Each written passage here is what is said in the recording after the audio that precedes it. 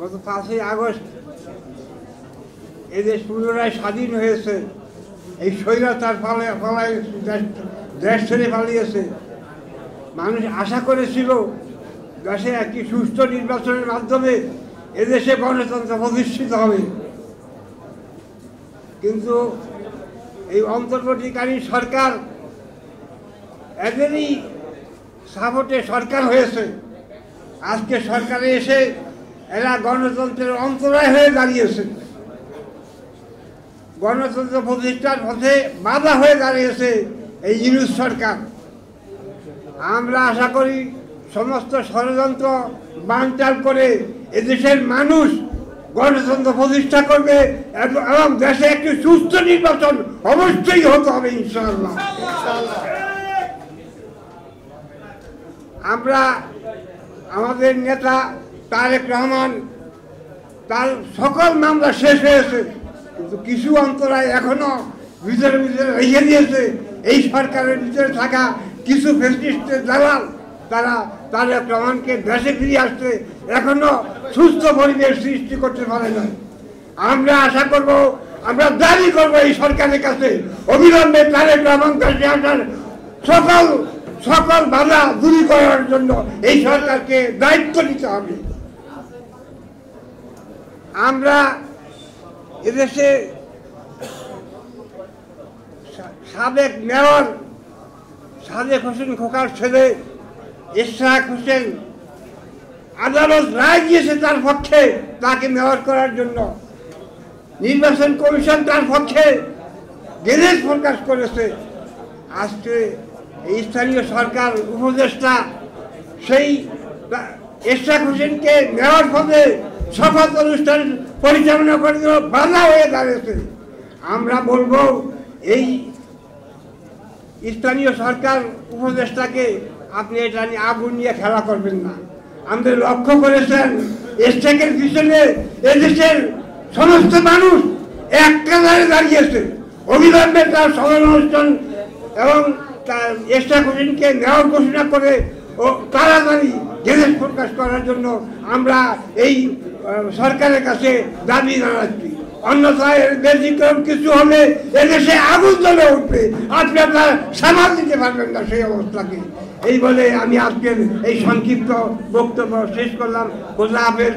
বাংলাদেশ জিন্দাবাদ, ভারতীয় জিন্দাবাদ, ইসলামীয় জিন্দাবাদ। খোদা হাফেজ। সাথী বন্ধুগণ, এখন বক্তব্য রাখবেন বাংলাদেশ কল্যাণ পার্টির সুযোগ্য চেয়ারম্যান জনাব শামসুদ্দিন পারভেজ। জনাব শামসুদ্দিন পারভেজ।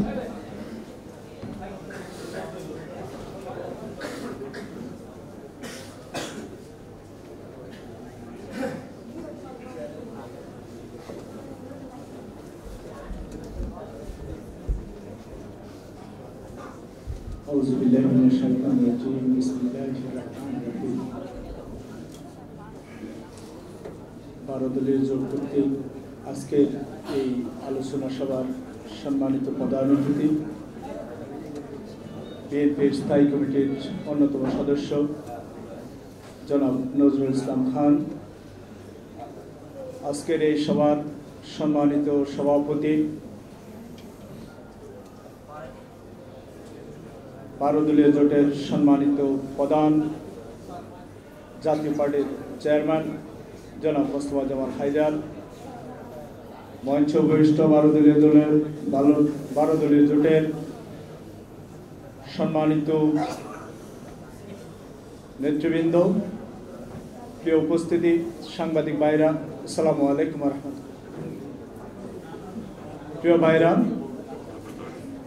আজকে আমরা 2013 সালে যে আন্দোলন করেছিলাম তারই মনে হচ্ছে ধারাবাহিকতায় আজকে আমরা আন্দোলন করতে হচ্ছে। আমরা একটি নির্বাচনের জন্য আন্দোলন করেছিলাম, নির্বাচনের বিরুদ্ধে, ষড়যন্ত্রের বিরুদ্ধে আন্দোলন করেছিলাম। সেই ফ্যাসিস্ট হাসিনা সরকার তখন 2014 সালে একটা নির্বাচন করেছিল যেটা বিরোধী দল ছাড়া। 151টি আসনে উনি বিনা ভোটে নির্বাচন করেছিলেন।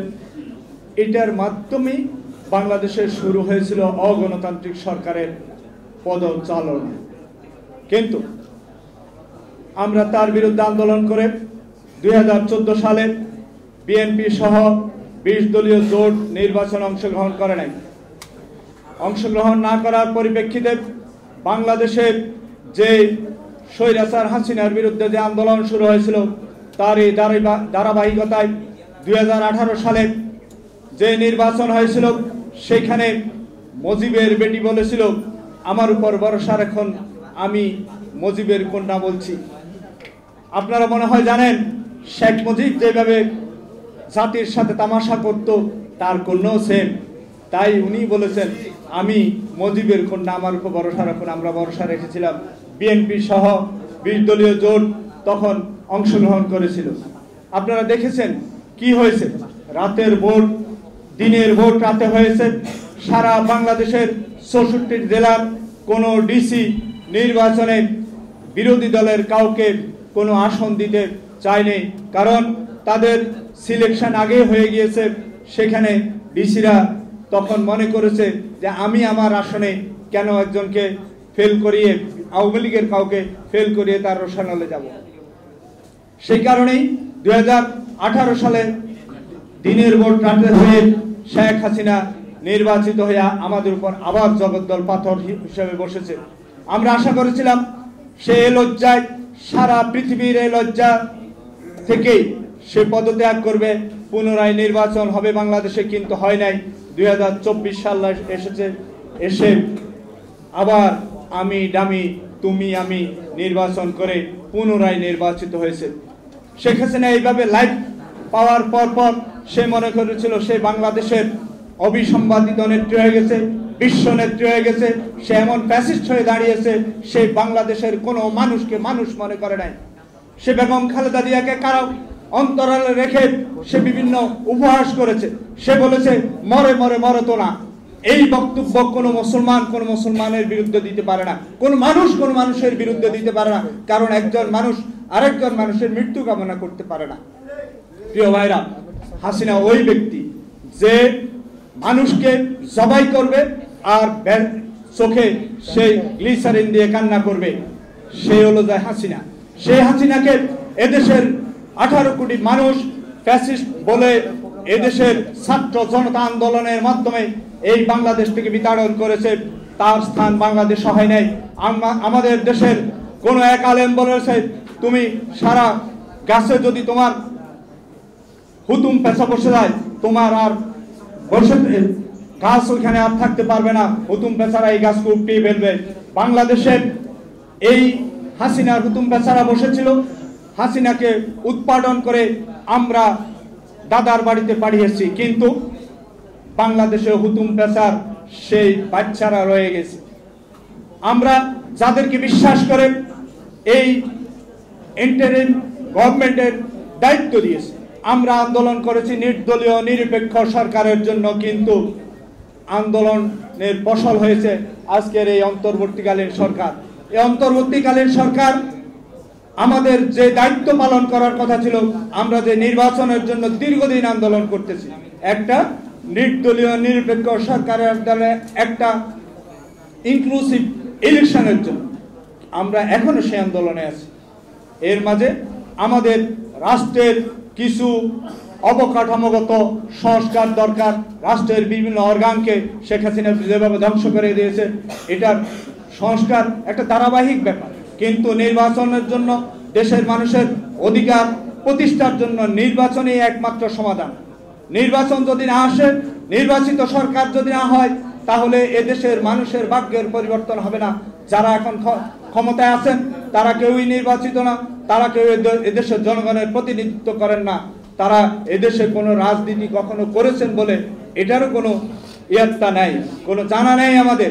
কিন্তু রাজনীতিবিদরাই একমাত্র রাষ্ট্রের মানুষের সমস্যার সমাধান করতে পারেন।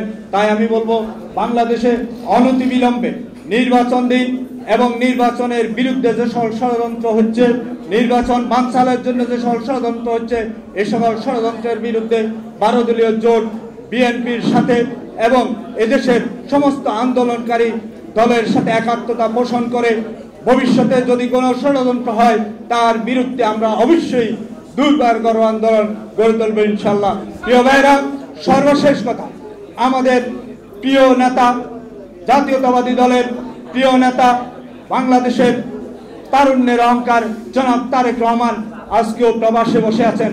উনি বাংলাদেশে আসতে পারেন না। আমরা গত কিছুদিন আগে একটা প্রোগ্রাম করেছি, সেখানেও আমরা বলেছি এটার অন্তরায় কি হয়তোবা সরকারকে বলতে হবে, ক্লিয়ার করতে হবে আমাদের পাশে, না হয় তারেক রহমানকে দেশে প্রত্যাবর্তনের ব্যবস্থা করতে হবে। ওনার সর্বোচ্চ নিরাপত্তা দিয়ে বাংলাদেশে যাতে তারেক রহমান আসতে পারে এবং এই দেশে একটা নির্দলীয় সরকার নিরপেক্ষ নির্বাচনের মাধ্যমে আমাদের একটা গণতান্ত্রিক সরকার প্রতিষ্ঠিত হতে পারে, সেই ব্যবস্থা করতে হবে। তারেক রহমানের এদেশের আগমনের সুফল এবং এদেশের আগমনের পথ চলাকে আমি সুগম করার আহ্বান জানিয়ে এবং ভবিষ্যতে দেশনেত্রী বেগম খালেদা জিয়ার সুস্থতা আরও বেশি দীর্ঘায়ু কামনা করে আমি আমার বক্তব্য শেষ করছি। আসসালামু আলাইকুম ওয়া রাহমাতুল্লাহি ওয়া বারাকাতুহু। ধন্যবাদ। এখন বক্তব্য রাখবেন লেবার পার্টি বাংলাদেশের চেয়ারম্যান